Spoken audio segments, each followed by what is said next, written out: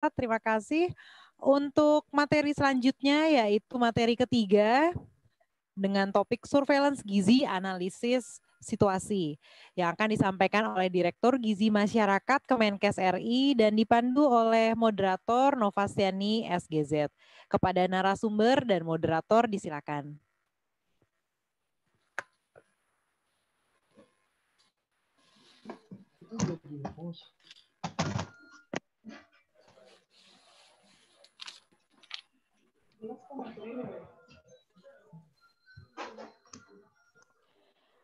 Assalamualaikum. Kurang.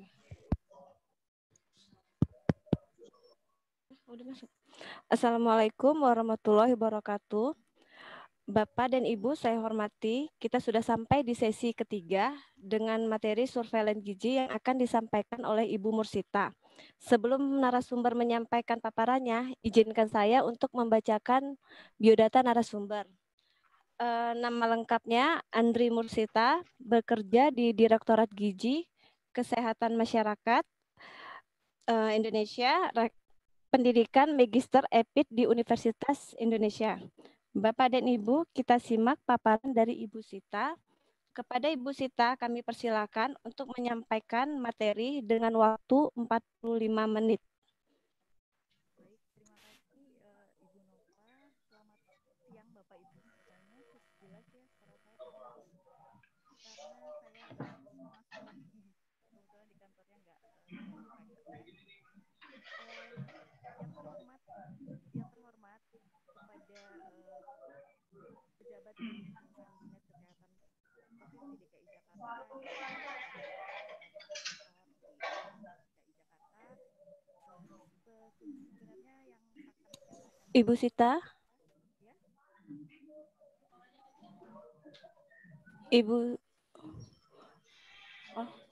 Ibu Sita suaranya kecil. Nggak terlalu jelas. Mohon maaf, Bu Sita suaranya kecil. Oke, saya coba lagi. Ya, sudah? Masih belum, Bu Sita?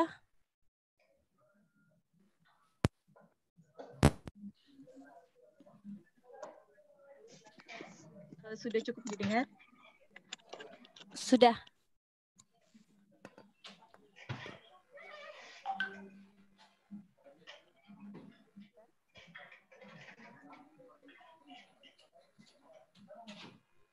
Mbak Nova, sudah cukup didengar?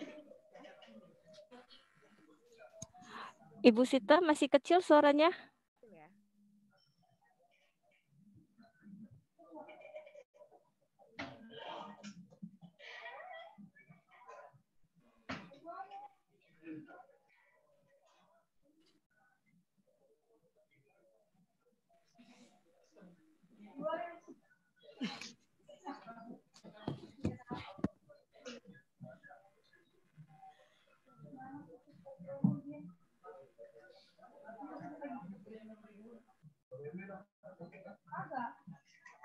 Ya, halo. Ya, Bu Nova. Masih kecil suaranya, Bu Sita.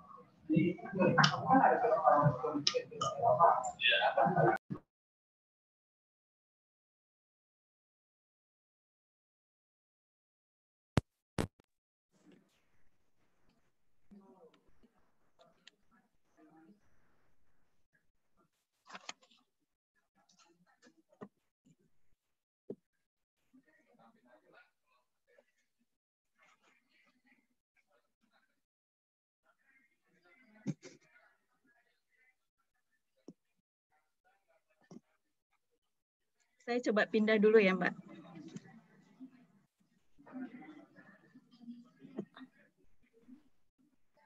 Udah bisa tuh suaranya Bu Sita?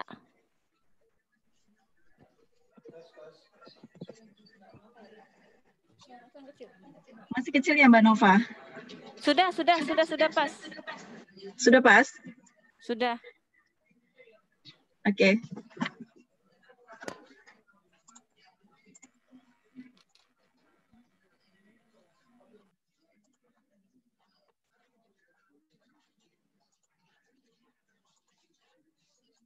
Ya, selamat siang Bapak Ibu. Mudah-mudahan bisa jelas didengar ya. Oke, yang sudah jelas ya. Yang seharusnya memaparkan ini adalah Ibu Direktur Gizi Masyarakat. Karena beliau berhalangan untuk hadir, maka saya akan mencoba menyampaikan materi ini mengenai surveillance gizi untuk penurunan stunting ya Bapak Ibu. Tadi sudah banyak sekali disinggung mengenai surveillance gizi oleh Pak Arifi juga ya, kemudian dari Bapak dari Kemendagri juga Pak Direktur dan Pak Zamir ya. Oke. Saya mulai dari gambaran masalah gizi dan ini merupakan yang sudah sering Bapak Ibu dengar ya. Tadi juga sudah berkali-kali disebutkan bahwa dalam waktu 2013 dengan 2019 terjadi penurunan stunting yang cukup signifikan sekali di Indonesia dan penurunan secara angka nasional ini ternyata juga diikuti oleh Provinsi DKI Jakarta yang pada tahun 2019 ini juga angkanya di bawah 20% ya. Jadi sebenarnya sudah termasuk ke dalam kriteria wilayah dengan masalah gizi yang rendah menurut batasannya WHO ya.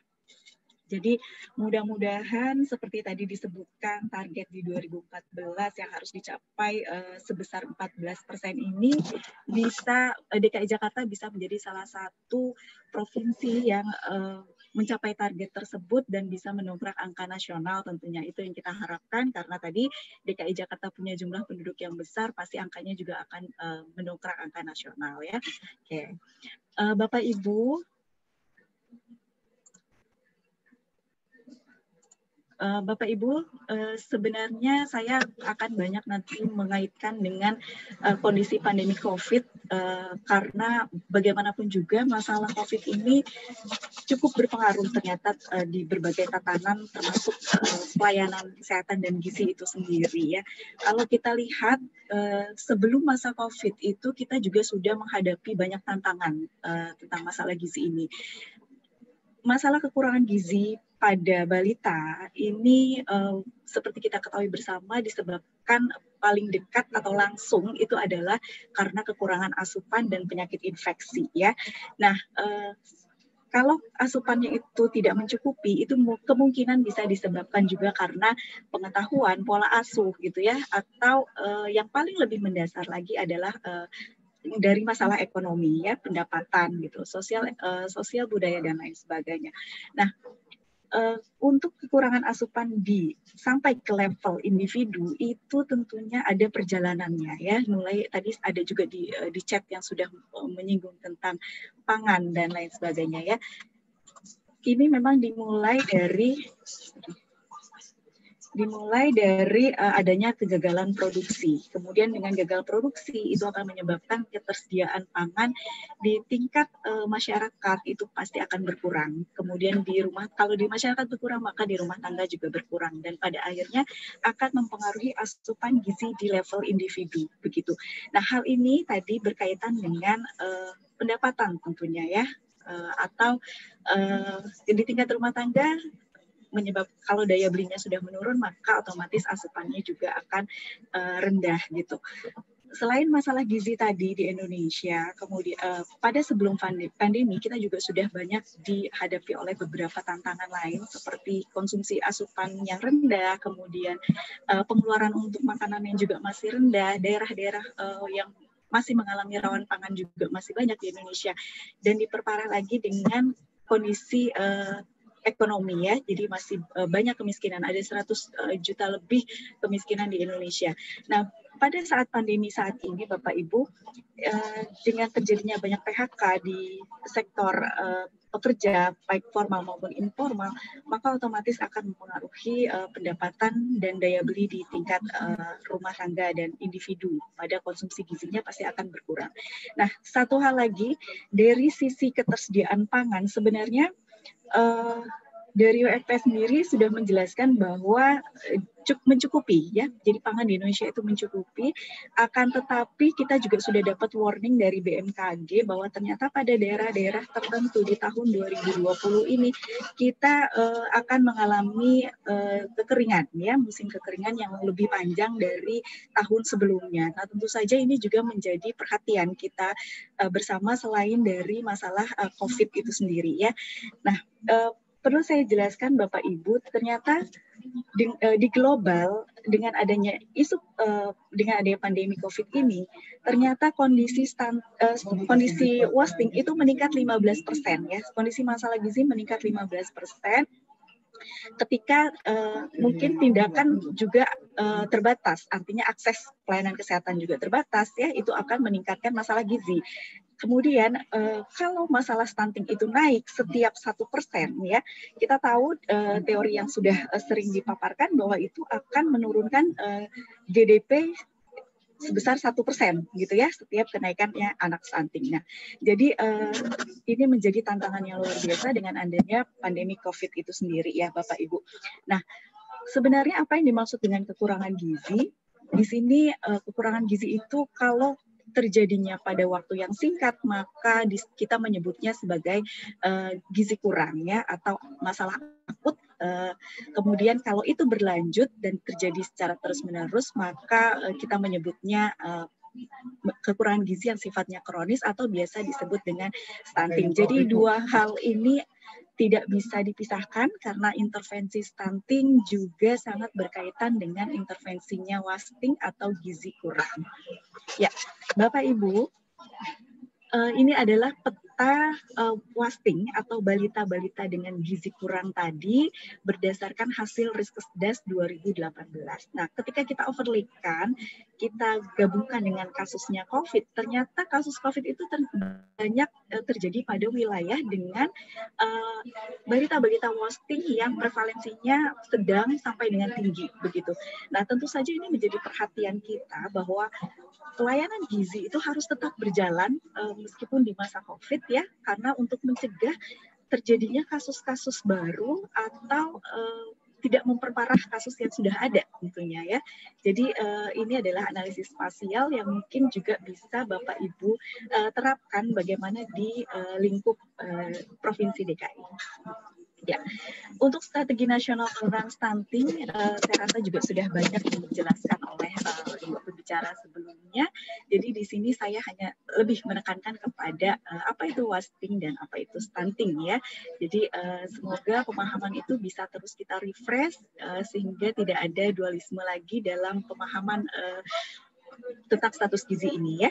Nah, Bapak Ibu, wasting atau gizi kurang atau yang tadi saya jelaskan sebagai masalah gizi yang sifatnya akut itu akan meningkatkan risiko terjadinya stunting ya. Kemudian dengan anak-anak wasting ini akan mengalami terganggunya perkembangan kognitif, apalagi yang wastingnya benar-benar sampai yang severe wasting gitu atau kita sebutnya gizi buruk ya. Dan tentu saja ini akan meningkatkan risiko penyakit tidak menular ya. Kemudian untuk wasting itu sendiri juga akan meningkatkan risiko kematian akibat penyakit menular seperti diare, pneumonia, termasuk juga dengan masalah COVID ini gitu ya. Nah, ini juga ditambah lagi dengan masalah COVID saat ini. Nah, wasting, anak-anak dengan wasting ini memiliki resiko 3 kali lebih tinggi untuk menjadi stunting Bapak Ibu. Jadi cikal bakalnya stunting itu adalah anak-anak wasting. Kalau Bapak Ibu mau menangani masalah stunting, ya mulailah dari anak-anak yang ditemukan di masyarakat itu kelihatan anaknya gizi kurang begitu. Nah, itu sudah mulai diintervensi supaya tidak terlambat ya.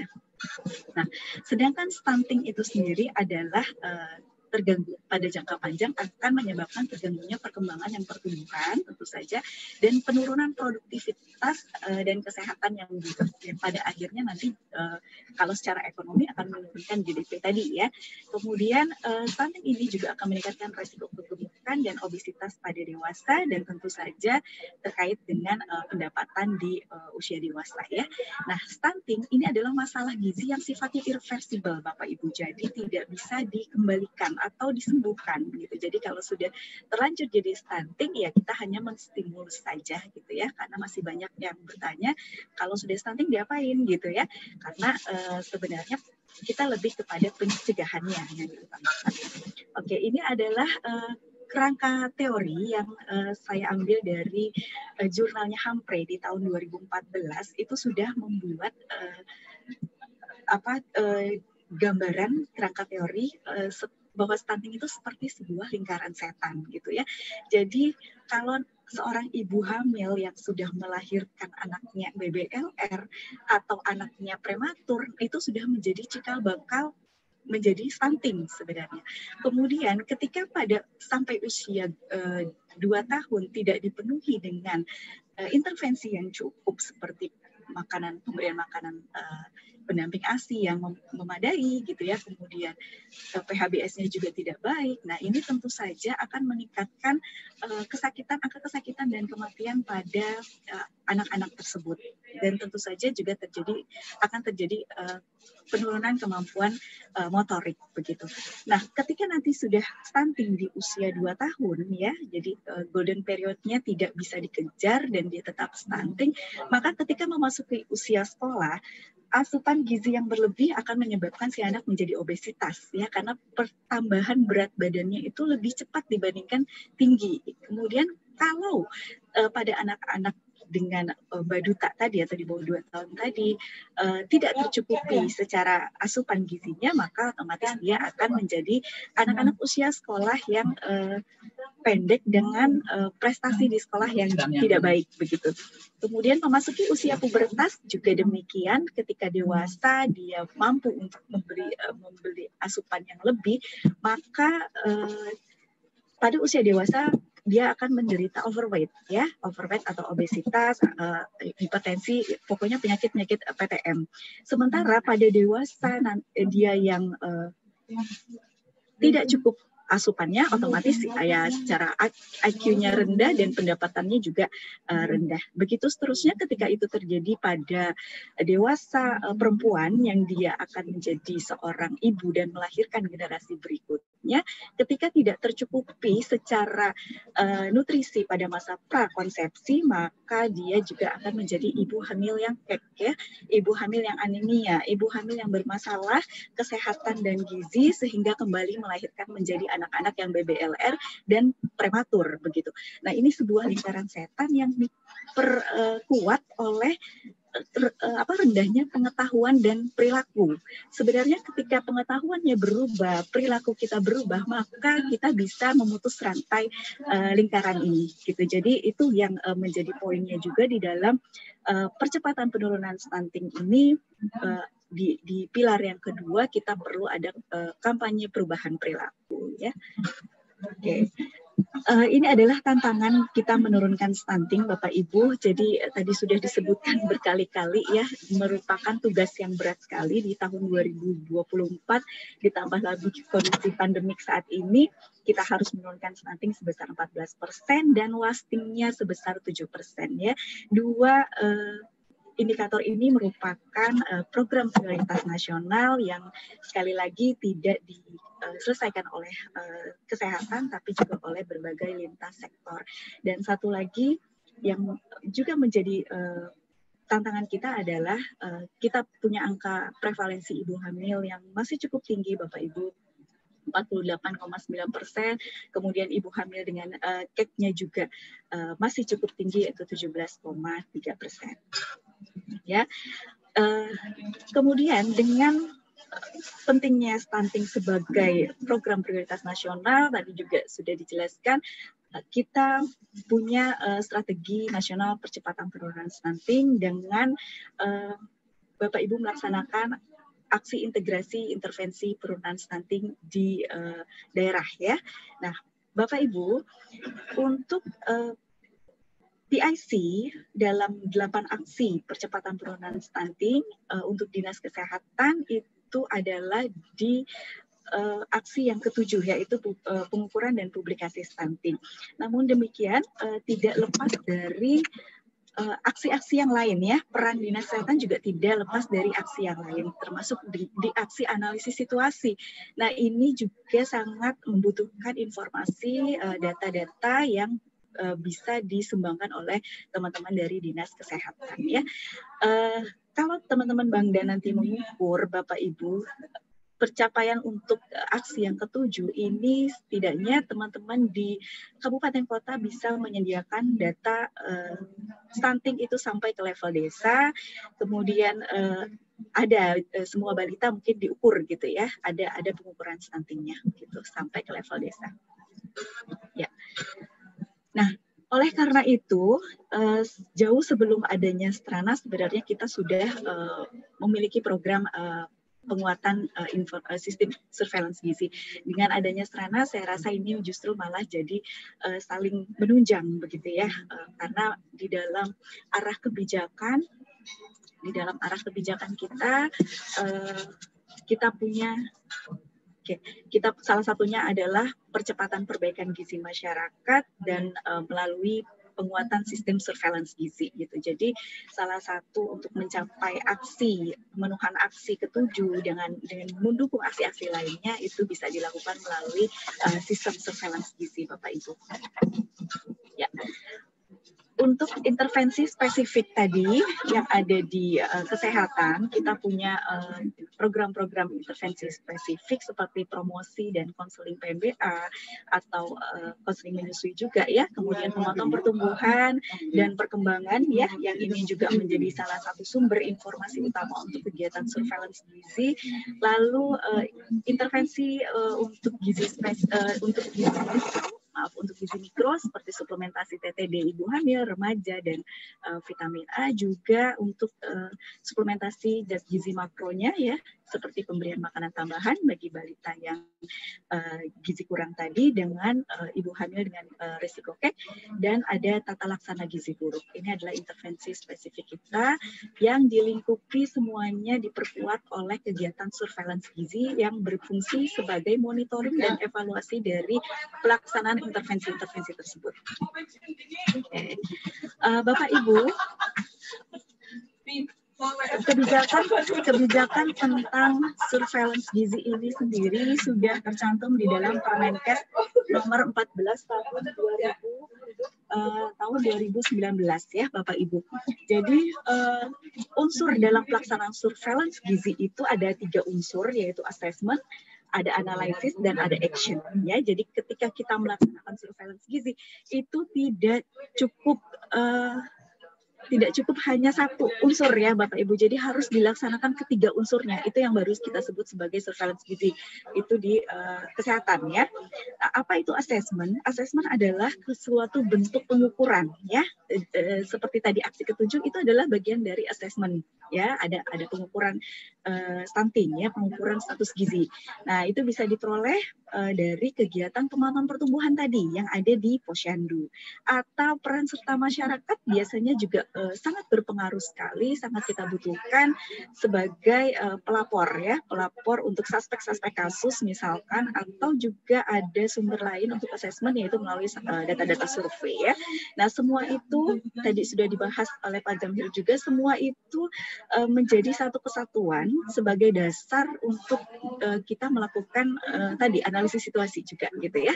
Nah, Bapak Ibu, assessment yang sudah dilakukan atau pengumpulan data yang sudah dilakukan selanjutnya itu harus dianalisis untuk bisa memberikan informasi yang valid, reliable ya, yang bisa diterima dan dikaitkan dengan data-data lain dari sektor lain tentunya ya. Jadi di sini kita analisis, kemudian kalau sudah jadi informasi, baru data tersebut kita diseminasikan, sosialisasi atau advokasi kepada kepada semua sektor Lalu sama-sama kemudian kita melanjutkan dengan aksi, ya. Aksi itu adalah menentukan intervensi apa sebenarnya yang pas dengan masalah yang kita temukan di wilayah kerja kita, gitu. Jadi aksi konvergensi stunting itu hampir beririsan dengan kegiatan surveillance gizi yang ada di kesehatan yang selama ini sudah kita kerjakan, tapi mungkin saya rasa belum optimal.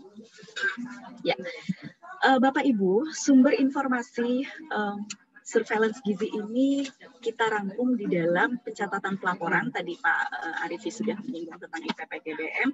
Kita masukkan datanya ke dalam aplikasi sistem informasi yang terintegrasi, ya. Di sini ada sistem IPPGBM, di mana teman-teman dari Posyandu yang hasil pencatatannya diambil oleh teman-teman puskesmas itu kemudian dientrikan ke dalam aplikasi IPPGBM-nya.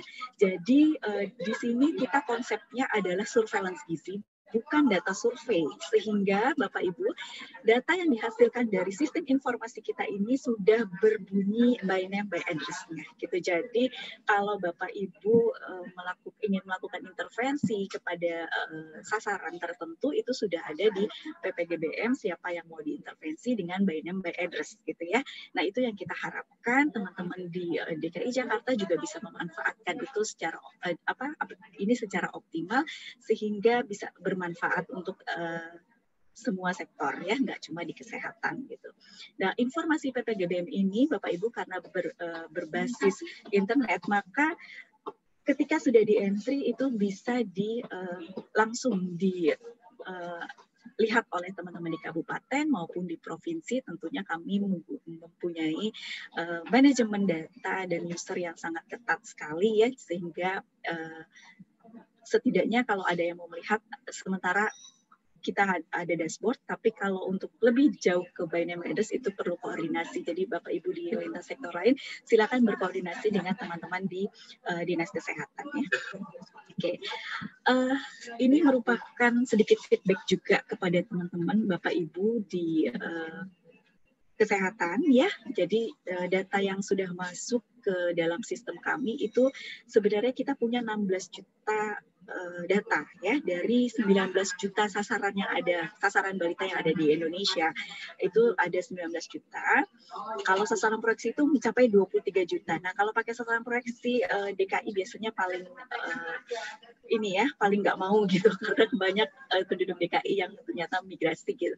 Jadi sasaran di PPGBM itu sudah mencapai 16 juta. Jadi kita punya data balita sebanyak 16 juta dengan data hasil pengukuran bulan Februari. Kenapa bulan Februari? Karena bulan Februari dan Agustus itu merupakan bulan pemantauan pertumbuhan dan perkembangan terintegrasi dengan pemberian vitamin A, di mana diharapkan pada bulan tersebut kita memiliki sasaran yang datang ke Posyandu hampir mencapai total coverage, itu yang kita harapkan.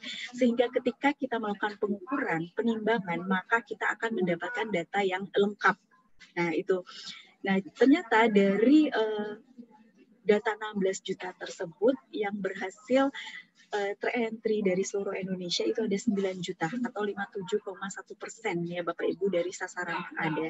Sehingga ini memang perlu dipertanyakan lagi apakah memang DPRS-nya atau balita yang hadir di Posyandunya memang cuma segini ataukah memang belum terentry datanya, begitu, ya. Jadi ini juga perlu dicermati lagi oleh Bapak Ibu. Jadi saya bertanya ke teman-teman karena yang mengerjakan adalah teman-teman puskesmas. Nah, untuk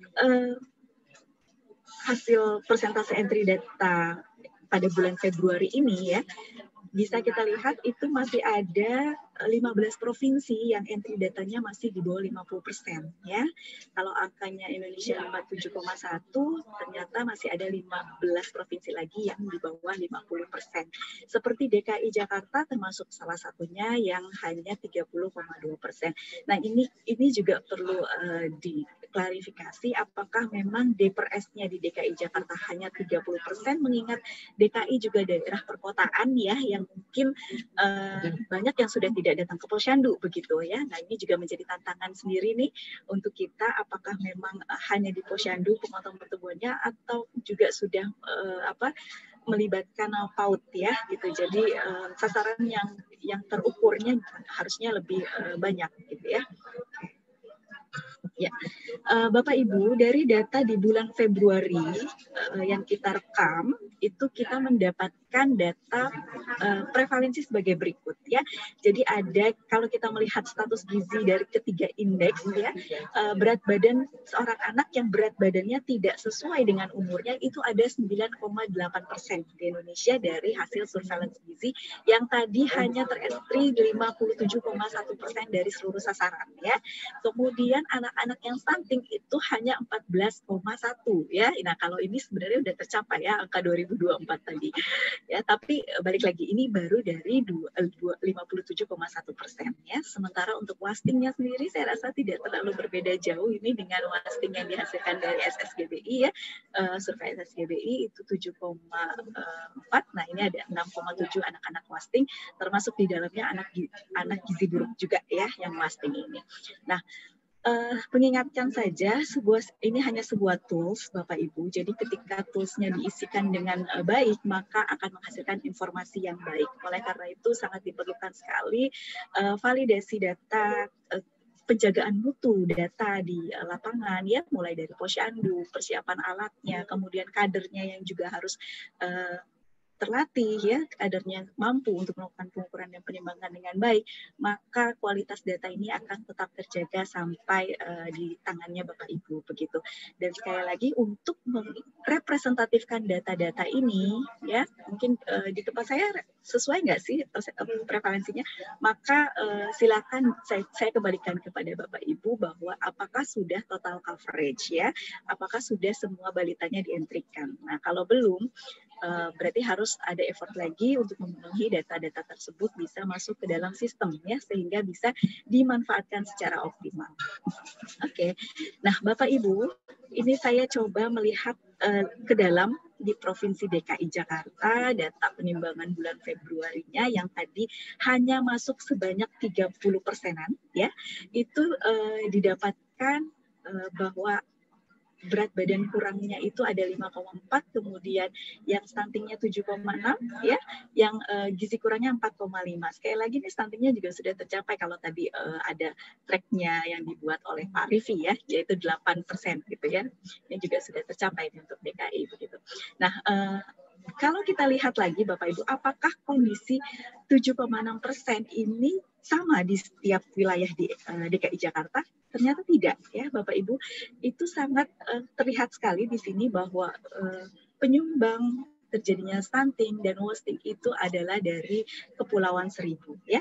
Saya sangat apresiasi sekali untuk Kepulauan Seribu karena data yang dientrikan ke dalam sistem ini Kepulauan Seribu sudah hampir mencapai 100% ya.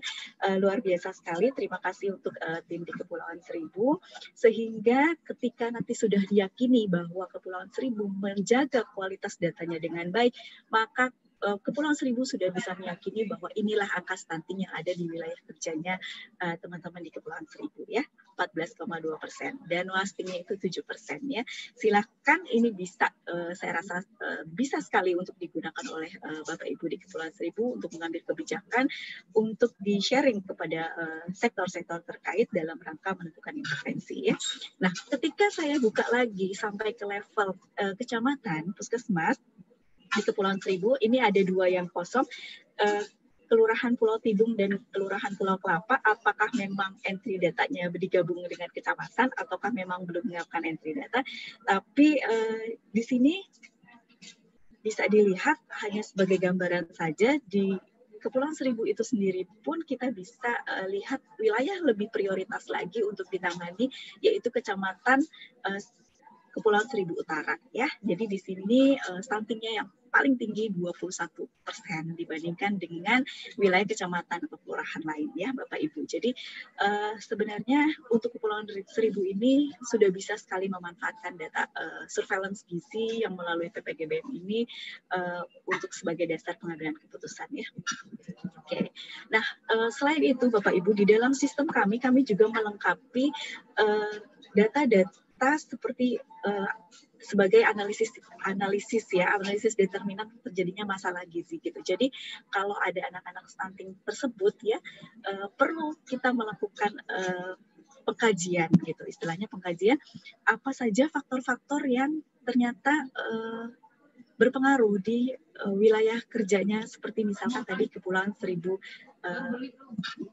Seribu Utara begitu ya. Apa sih yang menjadi penyebab terjadinya stunting di sana? Nah, ini bisa dipetakan. Mungkin untuk faktor-faktor determinan di dalam sistem kami juga belum lengkap ya. Nanti Bapak Ibu bisa menambahkan sendiri kira-kira determinan spesifik apa yang bisa dilihat di wilayah kerja Bapak Ibu, sehingga itu bisa menjadi poin tambahan ya yang harus diselesaikan bersama gitu. Nah, ini ada 218 balita yang sudah dilakukan kunjungan rumah pastinya ya. Jadi kalau sudah dapat informasi tentang faktor determinan, saya rasa mungkin sudah melakukan kunjungan rumah, sudah mencari informasi apa yang dimiliki di keluarga tersebut, apa yang tidak dimiliki ya, atau faktor-faktor lainnya. Itu sudah dilakukan kepada 200 lebih anak ya. Dan kalau saya lihat ini di Kepulauan Seribu yang bermasalah gizi memang sekitar 200 ya. Mudah-mudahan ini adalah semua anak-anak yang mencakup semua anak-anak yang sudah bermasalah gizi ya. Apresiasi sekali untuk Kepulauan Seribu, terima kasih. Nah, Bapak Ibu, dari data-data determinan tadi kita bisa memetakan akhirnya gitu ya, memetakan masalah apa saja yang ternyata dialami oleh di satu wilayah. Nah, ini sebagai contoh saja.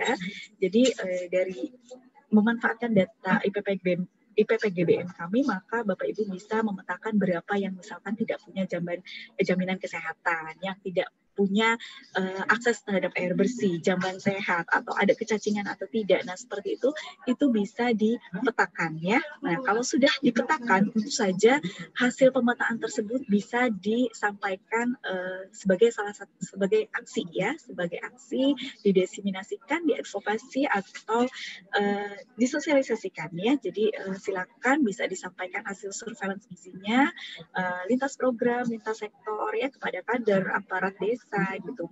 Mulai hal-hal sederhana, misalkan tadi DPRS-nya masih rendah, nah dipikirkan bagaimana cara untuk meningkatkan partisipasi masyarakat ke Posyandu sehingga lebih banyak anak yang dipantau pertumbuhan dan perkembangannya di Posyandu ya. Kemudian pendampingan pada wilayah-wilayah tertentu gitu. Kemudian edukasi gitu. Yang memang harus disesuaikan tadi masalahnya apa gitu. Apakah ketika ASINnya rendah ya berarti kita edukasi tentang PMBA di sana gitu ya. Jadi hasil analisis itu sangat perlu sekali untuk menentukan aksi ya. Oke, kemudian respon cepat terhadap kasus ya Bapak Ibu. Jadi ini adalah salah satu peran masyarakat juga. Jadi kalau ada laporan dari masyarakat ya bisa langsung ditindaklanjuti ya.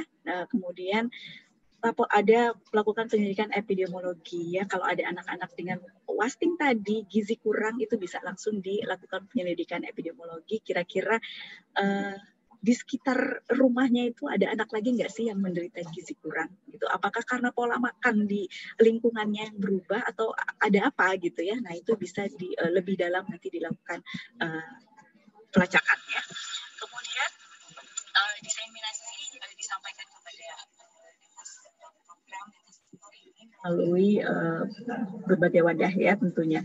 Nah, status gizi tadi juga hasil IPPGBM tadi bisa digunakan ya untuk perencanaan intervensi apa yang tepat dan tentunya kita bisa pada akhirnya diharapkan dapat menanggulangi masalah gizi yang evidence based ya, berdasarkan analisis yang memang evidence dari data surveillance gizi tadi.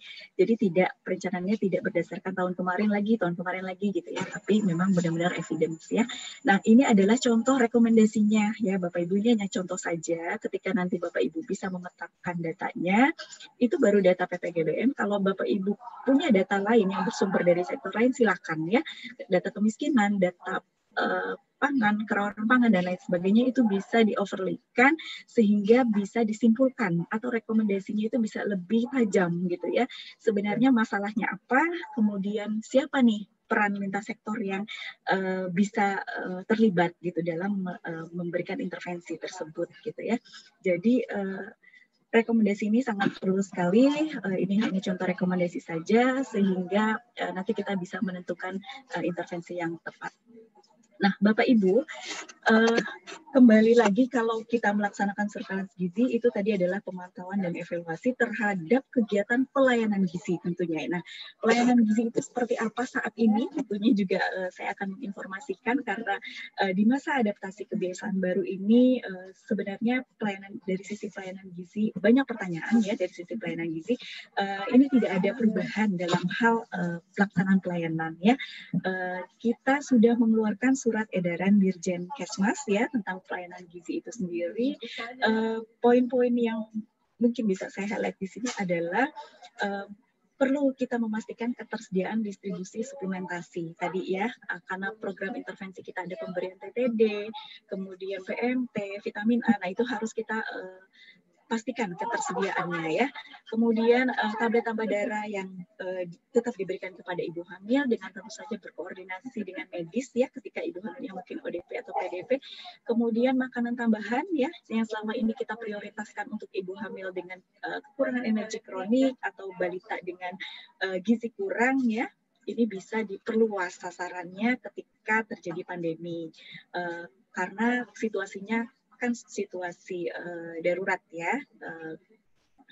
yang ini bisa emergensi bisa diberikan kepada balita lain atau ibu hamil lain dengan prioritas-prioritas tertentu. Nah, satu hal lagi yang perlu saya ingatkan Bapak Ibu, bulan depan kita sudah memasuki bulan Agustus, jadi kita sedang gencarnya untuk menggalakkan lagi pemantauan pertumbuhan di Posyandu pada bulan Agustus, mengingat beberapa bulan lalu kita sempat tertunda ya untuk pelaksanaan pemantauan pertumbuhannya, sehingga diharapkan pada bulan Agustus untuk daerah-daerah yang dipastikan bisa melakukan pemantauan pertumbuhan bisa melakukan pemantauan pertumbuhan terintegrasi dengan bulan vitamin A. Tentunya ketersediaan kapsul vitamin A juga sudah mulai difikirkannya Bapak Ibu. Nah, ini adalah peran dari masyarakat terhadap intervensi spesifik Bapak Ibu.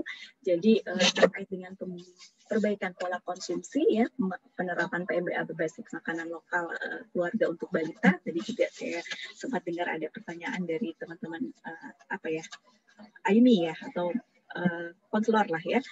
Kemudian ibu hamil untuk mengonsumsi makanan bergizi seimbang dan pemanfaatan pekarangan ini tentu saja juga menjadi programnya teman-teman di Kementan ya. Lalu untuk pola asuh dan perilaku sadar gizi itu kita bisa mendukung ibu hamil dan remaja untuk remaja putri untuk minum tablet tambah darah ya Bapak Ibu. Jadi dengan sekolah yang ditutup ya, sebenarnya ini juga menjadi dilema untuk pemberian tablet tambah darah kepada remaja putri yang pada akhirnya perlu penyesuaian dalam distribusinya ya. Kemudian pemantauan pertumbuhan dan perkembangan secara rutin, artinya ini akan kembali lagi ya, Posyandu harus kembali digalakkan, setidaknya di bulan Agustus nanti kita sudah bisa memulai ya. Kemudian penerapan perilaku hidup bersih dan sehat ya, jadi ini juga menjadi penekanan pada pilar kita yang kedua untuk aksi strategi penurunan stunting, kampanye perubahan perilaku ditekankan pada PHBS juga ya, kemudian pada penguatan pertumbuhan juga dan pada konsumsi gizi seimbang. Kemudian Bapak Ibu di masyarakat ini juga bisa berperan melaporkan ke petugas kesehatan bila mendapati masalah gizi dan kesehatan di sekitarnya. Nah, untuk informasi semua ini bisa dirangkum atau dievaluasi dan dimonitoring melalui sistem pencatatan pelaporan gizi berbasis masyarakat atau IPPTBM. Ya, Bapak Ibu, kami sedang menyusun protokol kesehatan untuk pelaksanaan Posyandu di masa adaptasi kebiasaan baru ya. Jadi ini meliputi sebelum hari buka Posyandu itu protokolnya seperti apa, pada hari Posyandu dan pada hari setelah Posyandu.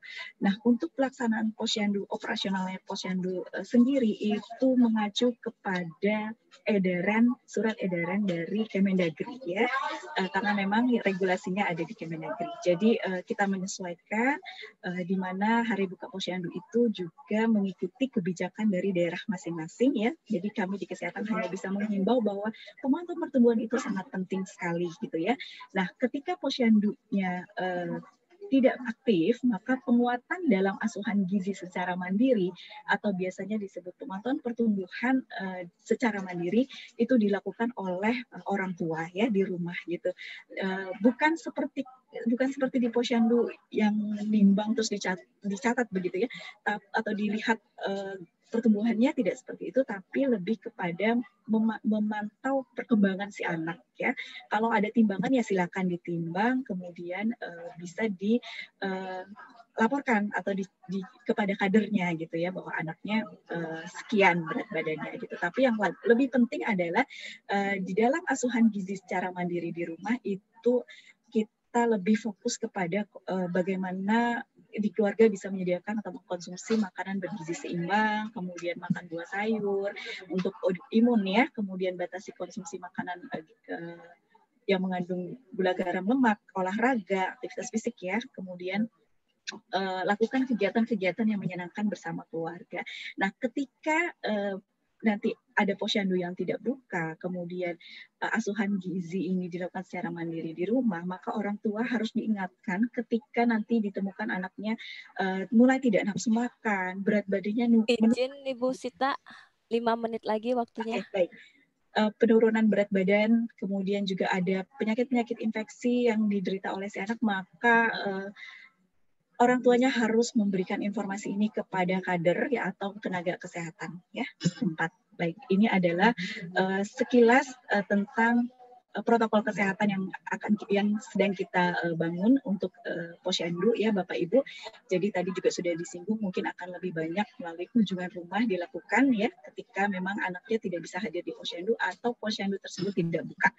Nah, pencatatan laporan tetap dilakukan Bapak Ibu, di mana ketika saat ini posyandunya tertunda, maka buku KIA menjadi alat edukasi yang sangat penting sekali untuk ibunya ya, yang tadinya buku KIA-nya dipegang kader mungkin ya, untuk saat ini harus dikembalikan kepada ibunya karena akan menjadi alat atau panduan bagi si ibu dalam memantau perkembangan si anak ya.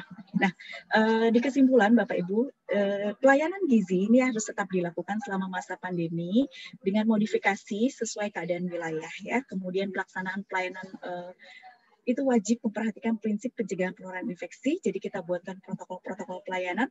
Kemudian kunjungan rumah itu kita prioritaskan bagi sasaran berisiko masalah gizi, dan pencatatan pelaporan tetap dilakukan ya, sehingga kita bisa tetap mendapatkan informasi yang update, akurat ya, dan bisa digunakan sebagai evidence base untuk mengambil keputusan, serta hak anak ya Bapak Ibu, ini hak anak untuk mendapatkan pelayanan gizi yang sama harus tetap terpenuhi tentunya ya.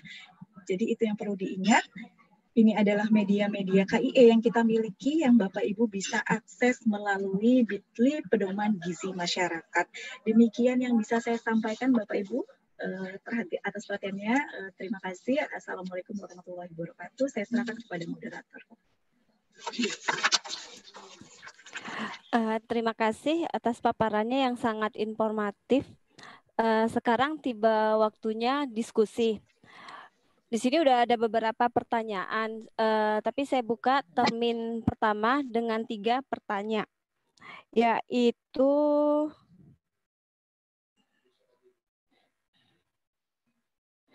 dari Puskesmas Kecamatan Jatinegara. Untuk web EPPGBM, berapa hari ini tidak dapat diakses? Jika ada gangguan web EPPGBM, kemana kami harus melaporkan? Pertanyaan yang kedua dari Puskesmas Kembangan. Apakah benar jumlah balita yang di-entry bisa menjadi hasil cakupan DPRS-nya? Pertanyaan yang ketiga dari Setia Budi.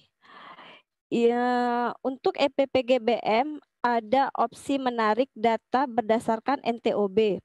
Namun sepertinya ada perbedaan DO antara NTOB yang ada di aplikasi dan yang diketahui secara umum. Karena kami menginput data berat badan dan tinggi badan yang persis di bulan Januari dan Februari, namun status NTOB di aplikasi tertulis N, bukan T, karena berat badan tidak naik. Hal ini mohon penjelasannya.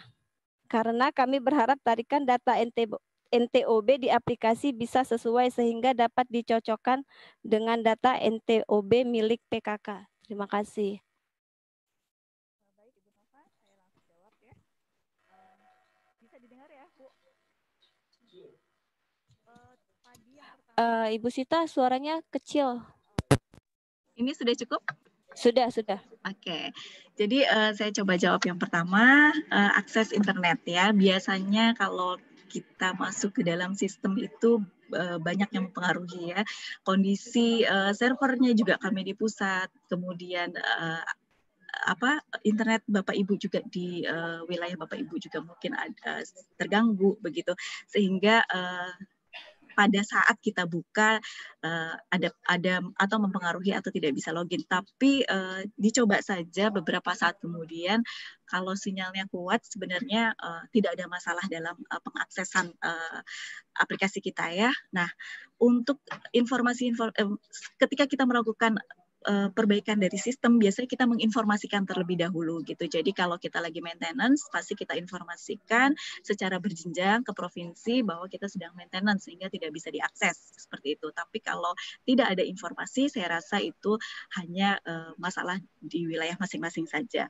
Kemudian untuk yang DPRS, apakah itu bisa yang di entry, apakah bisa menggambarkan DPRS? Ini kembali saya pertanyakan juga kepada Bapak Ibu. Kalau untuk tadi seperti contohnya daerah Kepulauan Seribu, saya sudah bisa menjawab itu karena terlihat sudah hampir 100% yang bisa dientrikan. Tapi untuk daerah lain itu ada dua kemungkinan, apakah memang belum terentry ataukah memang hanya segitu DPRS-nya sehingga tidak ada lagi data yang bisa ditampilkan di atau dientrikan di bulan Februari ya. Oke, jadi ada dua kemungkinan yang Bapak Ibu sendiri mungkin yang lebih tahu seperti apa membaca atau menginterpretasikan data tersebut ya. Kemudian untuk NTOB ya, ini mohon maaf Bapak Ibu, ini kita memang teknis ya untuk yang surveillance gizi. Untuk yang NTOB ini memang kita sedang membangun aplikasi atau penilaian untuk NTOB sendiri menggunakan Permenkes kita yang baru ya. Jadi kalau Bapak Ibu sudah melihat Permenkes kita yang baru di nomor 2 tahun 2020 itu kenaikan berat badannya kita menggunakan table increment ya, weight increment atau ada table yang itu kita gunakan sebagai base-nya untuk menilai kenaikan berat badan gitu ya. Sementara untuk yang KMS sendiri kita masih pakai minimal berat badannya. Kenaikan berat badan minimal ya, sementara di dalam Permenkes kita yang baru itu sudah tidak menggunakan itu lagi ya. Kemungkinan juga buku KIA saat ini juga sedang diproses untuk update yang terbaru, termasuk juga nanti KMS-nya ya Bapak Ibu, silakan ditunggu, semoga dalam waktu dekat sudah bisa tersampaikan untuk KMS kita yang baru yang ada di dalam buku KIA juga yang terbaru ya. Mungkin itu. Oke, kita buka lagi termin yang kedua, yaitu dari Pulau Tidung. Di Pulau Tidung, tadi dia hanya klarifikasi sih. Itu di Tidung sama Kelapa, kenapa kosong ya inputnya lengkap. Terus ada lagi dari Anissa Adianti. Bagaimana cara untuk validasi stunting di masa pandemi? Jika satu RW hanya sedikit balitanya, mungkin bisa door to door. Namun kalau banyak atau harus menunggu sampai posyandu benar-benar buka. Terus ada lagi pertanyaan dari Sudinkes Jakarta Barat. Bagaimana cara penentuan lokus di tingkat kota administrasi? Oke. Semoga nggak ada yang ketinggal ya dari yang saya dengar karena agak sedikit putus Bu Nova.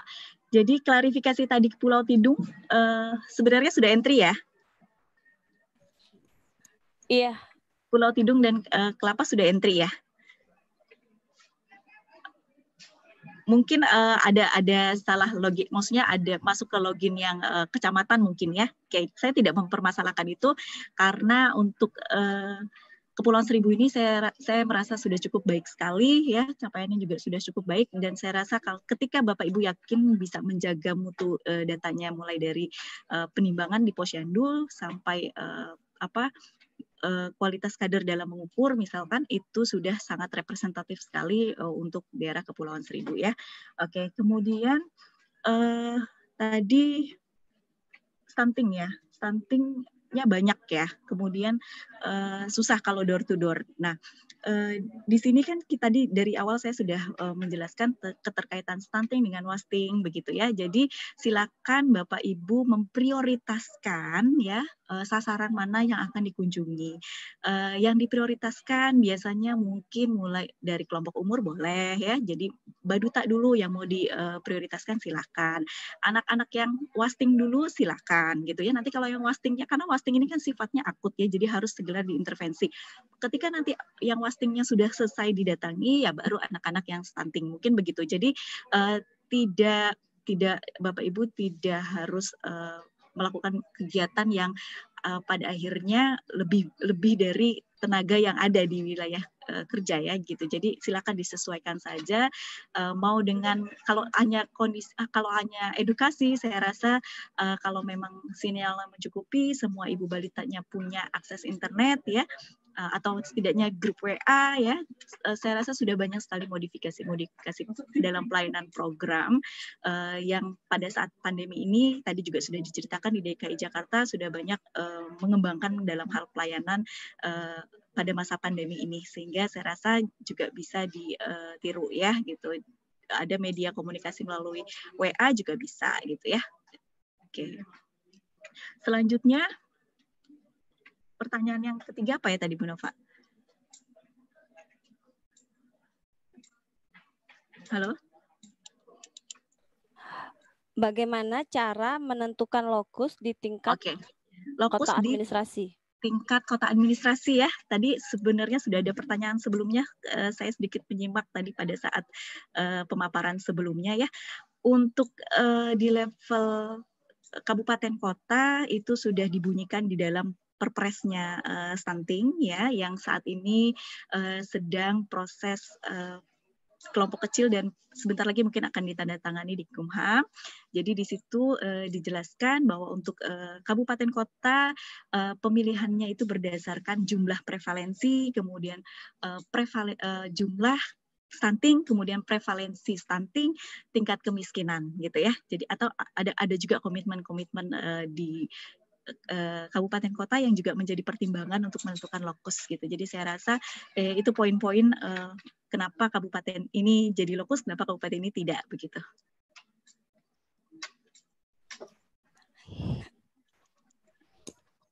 Oke, terima kasih Ibu narasumber kita.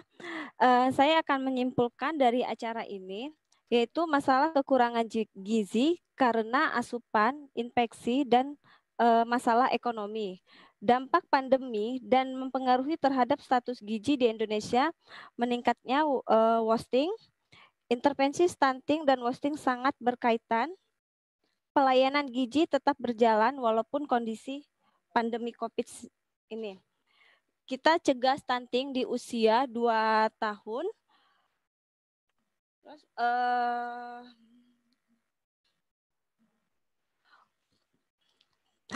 untuk 8 integrasi intervensi pencegahan stunting ada multisektor, dan untuk aksi 1 Dinas Kesehatan menyediakan data sampai level desa, dan untuk PIC kesehatan ada di aksi 7, yaitu pengukuran dan publikasi stunting.